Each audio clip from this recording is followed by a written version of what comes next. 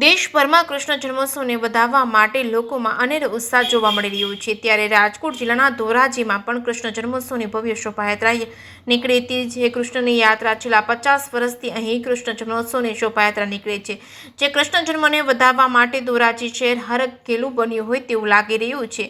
શહેરભરમાં ધજા પતાકડાને શણગાર કરવામાં આવી રહ્યા છે. ધોરાજીની બજારો કૃષ્ણ જન્મને વધાવવા શણગારવામાં આવી છે. સાથે સાથે દરેક દુકાનોને ખાસ શણગાર કરવામાં આવી રહ્યો છે. દુકાનોમાં રંગબેરંગી પતાકા સહિત વિવિધ શણગારો કરી કૃષ્ણ જન્મોત્સવને વધાવવામાં આવી રહ્યો છે. રંગબેરંગી બનેલ ગયેલ ધોરાજી જન્માષ્ટમીના દિવસે કૃષ્ણની શોભાયાત્રા કાઢવામાં આવી હતી. ગુજરાતના પ્રથમ વખત શોભાયાત્રાની શરૂઆત ધોરાજીથી કરવામાં આવી હતી. ધોરાજી જન્માષ્ટમીના દિવસે કૃષ્ણની શોભાયાત્રા કાઢવામાં આવી હતી. ધોરાજીમાં વર્ષો જૂની પરંપરાને લઈને ધોરાજી શહેરમાં શોભાયાત્રા નીકળી હતી.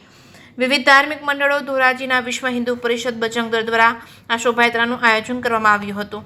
જન્માષ્ટમીના મેળાના મેદાનમાં પાસેથી શરૂ થઈ હતી. સમગ્ર શહેરમાં ફરીથી સાથે વિશ્વ હિન્દુ પરિષદ દ્વારા ધોરાજી દ્વારા જન્માષ્ટમીનો નિમિત્તે ભવ્ય શોભાયાત્રા યોજેલ. પૂર્વ ધારાસભ્ય લલિત વસોયા, ભાજપના આગેવાનો મહેન્દ્રભાઈ પાડલિયા ધારાસભ્ય આ શોભાયાત્રામાં જોડાયા હતા. લલિત વસોયા તલવારબાજી કરી હતી. ધોરાજી શહેરમાં દિવાળી જેવો માહોલ જોવા મળ્યો હતો. જે કે સિંહ ગુજરાતી સાથે મતીન બાપુ સૈયદ, ધોરાજી.